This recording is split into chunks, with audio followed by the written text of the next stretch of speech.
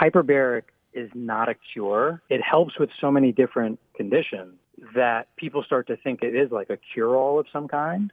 And that's really just not the case. What it is that oxygen is so critical for all cellular function inside of our body. And we're so limited under normal circumstances how much oxygen that we can actually get into our system, that when we have exposures to hyperbaric and the body gets access to all of this extra oxygen, all that's really happening are the same natural byproduct of normal cellular function. It's just that surplus of oxygen allows the body to do what it normally would do at a much greater rate. We've got Dr. Jason Saunders with us. How are you doing? Such a pleasure to meet you. I've heard so much about you, Dr. Saunders. Oh, thank you so much. It's great to be here. I'm happy to share any information you want about our offices or hyperbaric in general, anything we can do to help.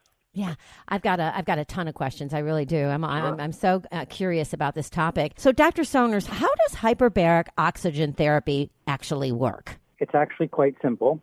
The reason that any of us absorb oxygen, even right now while we're breathing, is because we're surrounded by an atmosphere. That atmosphere contains a pressure, and that pressure is the driving force so that when you breathe in, the pressure of oxygen in your lungs is higher than the pressure of oxygen in the blood flow that's coming past your lungs. And as a result, that pressure pushes oxygen from your alveoli, the little air sacs in your lungs, into circulation. Your red blood cells basically attach to the oxygen and then carry the oxygen throughout your body. Hyperbaric increases the amount of atmospheric pressure that you're being exposed to.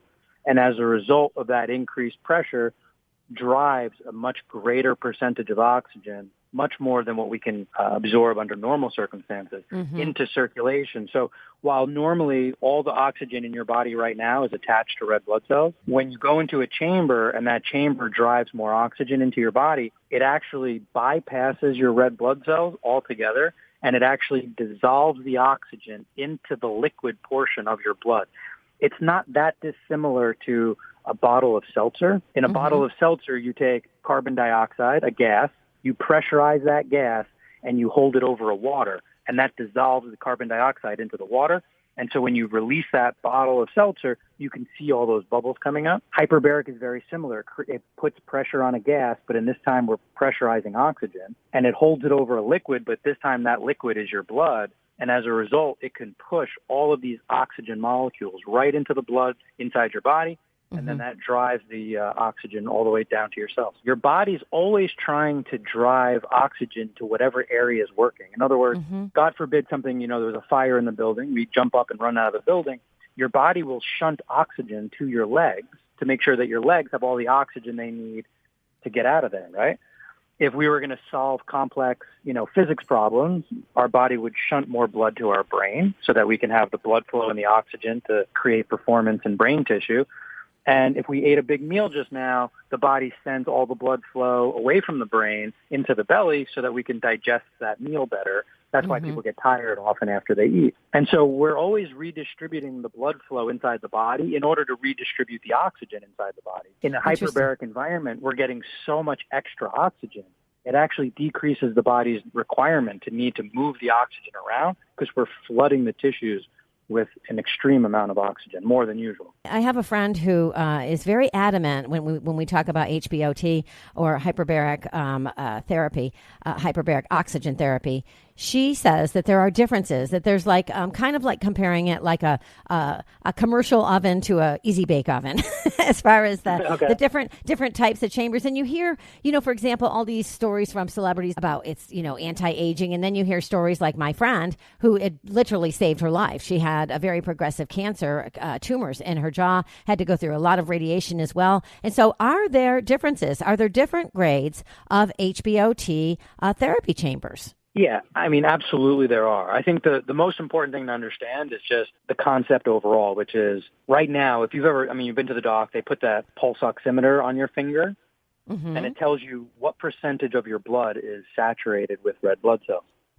And as long as we have no issues with our heart or our lungs, most of us walking around are 98%, 99% saturated, meaning we are carrying right now almost all the oxygen that we were possibly able to carry under normal atmospheric conditions.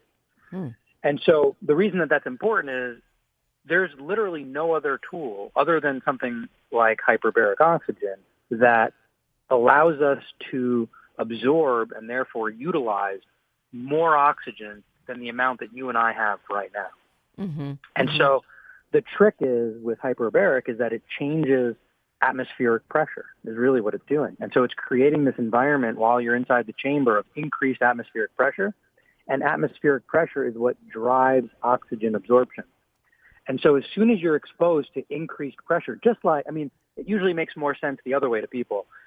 When we go on a hike up a mountain, it's harder to breathe. It's not harder to breathe because there's less percentage of oxygen. In other words, air is 21% oxygen no matter where you are on planet Earth. But as you ascend up a mountain, there's less pressure. And because pressure is the driving force of oxygen, as you get less pressure, you get less oxygen absorption as you're hiking up that mountain. Wow. And so the opposite is true when you go in the chamber. When you go in the chamber, it's creating below sea level environments.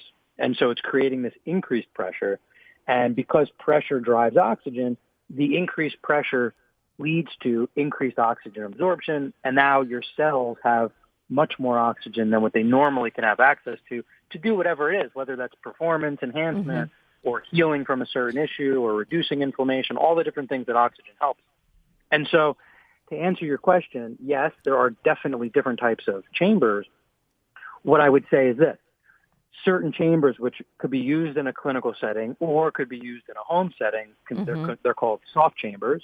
Yeah. They are capable of increased pressure, but they are capped at how much pressure they are allowed to create. Oh, okay. And so they create about 30% more pressure than what you and I are getting right now.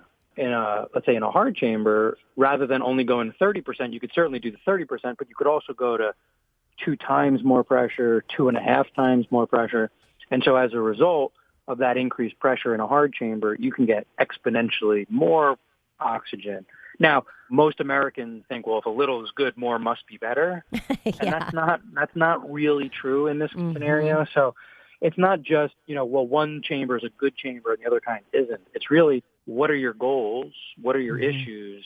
And it's really more about matching the right tool to the right issue. So, somebody who has a much more severe, let's say, injury that's more chronic in nature, well, they're going to need higher pressure for longer periods of time. Somebody who's moderately healthy, who's looking for some, anti-aging or performance enhancement, well, then a lower pressure chamber is most likely perfect for that person. So it's not like one is, just for kids like the Easy Bake Oven, but it's more that you're just trying to match the right tool to the right health concern. That's all. In your book, Oxygen Under Pressure, Dr. Soners, you listed a number of conditions that HBOT, or hyperbaric oxygen therapy, is used for. So can we talk about some of the conditions that can be treated? Absolutely. So I think the most important thing here to recognize, and this is a conversation that comes up all the time, hyperbaric is not a cure for the overwhelming majority of all the things that we would use it for.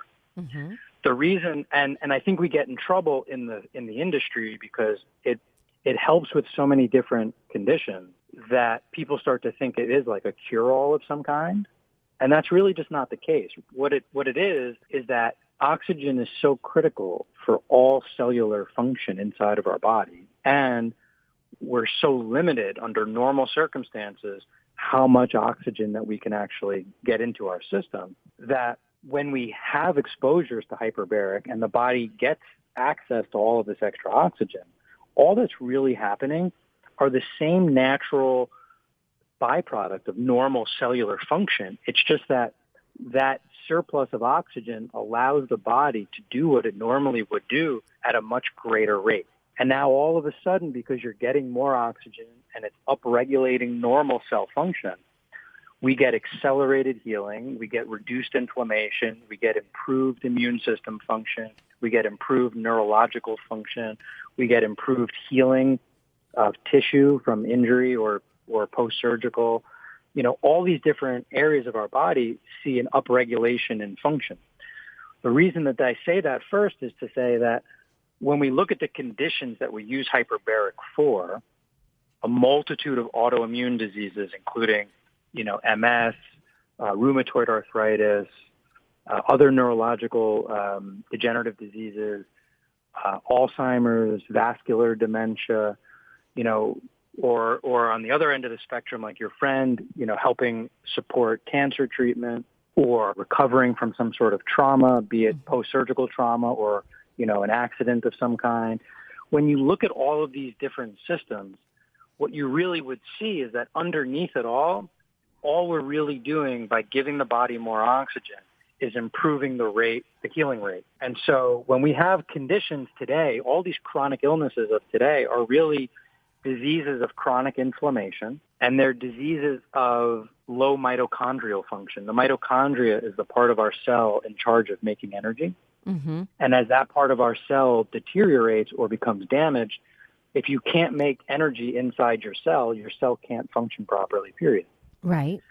And so this increased oxygen helps improve mitochondrial function. It helps reduce inflammation. And as a result, we see amazing changes in so many of these conditions. And so, again, whether it's autoimmune disease, neurodegenerative disease, mitochondrial disease, cancers, post-stroke, all of these different conditions, they all seem to respond so favorably to having be hyperbaric part of the solution for them. You speak of mitochondrial dysfunction. What's the connection between mitochondria dysfunction and chronic inflammation? There are a few connections there, but if you looked at heart disease, if you looked at most stroke cases, diabetes, cancers, what you're going to see is at the root of all of these people will often have this increased inflammation inside their body. Again, your body needs energy. And so what your cells do, just because, obviously you eat food and you breathe, right? The reason we eat food and we breathe on a macro level is so that we can deliver nutrients and oxygen to our cells.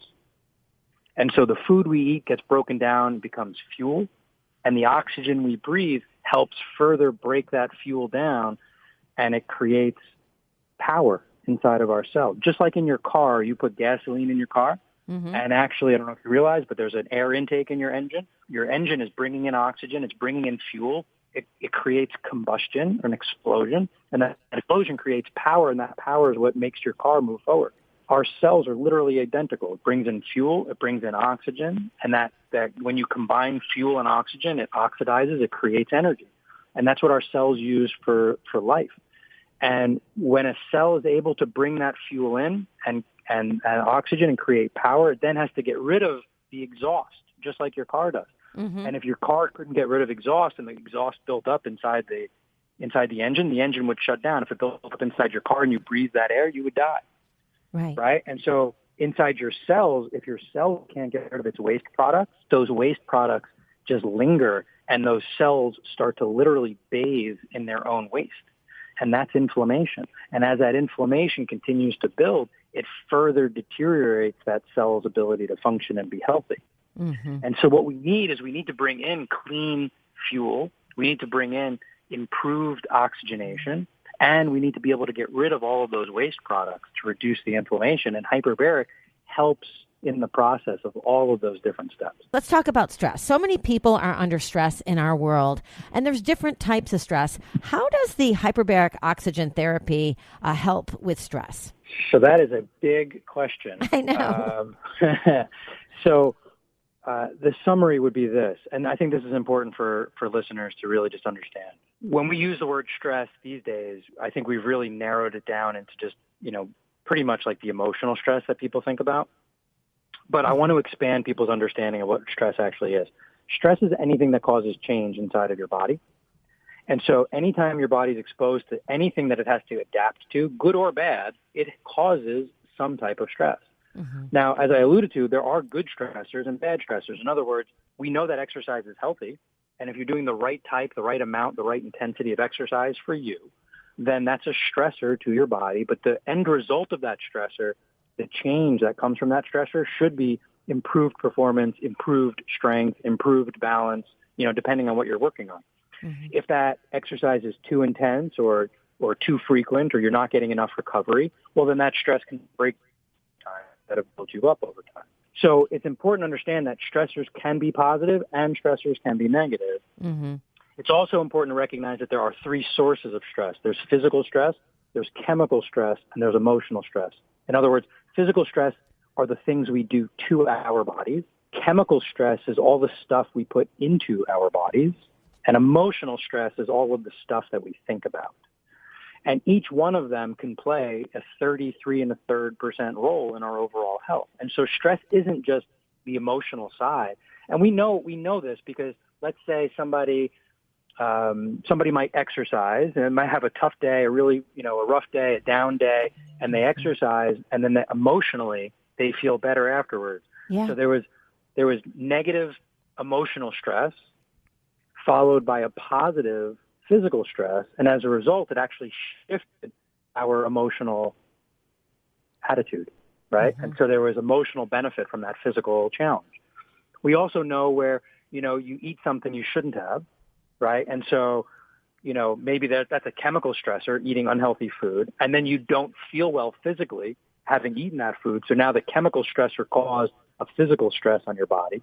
Mm. And then you might even beat yourself up about it. I shouldn't have done that. I know I shouldn't have done that. That was so stupid, right? So now there's an emotional stress that was triggered after the physical stress, after the chemical stress. And so I bring all that up to say that all of these types and amounts of stressors are all interacting inside of our bodies at all times. Mm-hmm. And the goal should always just be to, number one, understand that. And number two, always look for balance within those stressors. We need to always be looking for where can we add some positive stressors to our body so that we can continue to grow and change and adapt and heal. And where can we remove some of the negative stressors from our life, some of those negative emotional stressors or negative physical stressors or negative chemical stressors that we know over time are detracting from our health. And if we can do that, increase the good stressors and decrease the negative stressors, as a result, by default, your health is going to absolutely start to climb. Mm-hmm. We see that all the time with patients. If you see that your health over the time, like, years go by, right? You say, wow, I don't feel as well as I thought that I could. I don't feel as well as I thought that I should. These last few years, I'm having more pains than I used to. What you can say is that your body over those years is breaking down. Mm-hmm. And if you're seeing that be a pattern, that should be a signal, not that you're just getting older and you need to deal with it. That's a signal that you need to actually do something about it and shift your physiology to make sure that you stop that pattern from happening. Most of us are breaking down far faster than we were designed to. Absolutely. And so the stress conversation is really what's behind, I would say, the majority of those issues. Mm-hmm. So that being said, hyperbaric, what does it do? Well, again, number one, it starts to reduce a lot of those negative stressors, like inflammation is a negative chemical stressor, right? Damage to our cells, those are all negative stressors. So what hyperbaric does is it helps eliminate some of the inflammation. It improves our rate of recovery. It improves our ability to perform and to heal. And it improves our capacity to adapt. And if we're doing all of those things, where by definition, we're literally reversing a lot of the consequences of those negative stressors inside of our body. Mm-hmm. There was a recent. I wish we had more time. I really do. There was a recent. I'll come back. I promise to come back. Oh, good. So much. I didn't even get to like half of the questions, and I've got even more than that. I mean, your book is so good. It really is. But there was a recent research study out of Stanford, and it basically said that embracing stress is more important than reducing stress. Stanford psychologist says, and you also used the word adapt a few minutes ago. And in your book, you write about, and we only have like 2 minutes, but you write about survival of the fittest. So many people think that fittest means strength, but that's not exactly what it means, is it, Dr. Soners? Right. It really means fittest is your ability to adapt to a changing environment.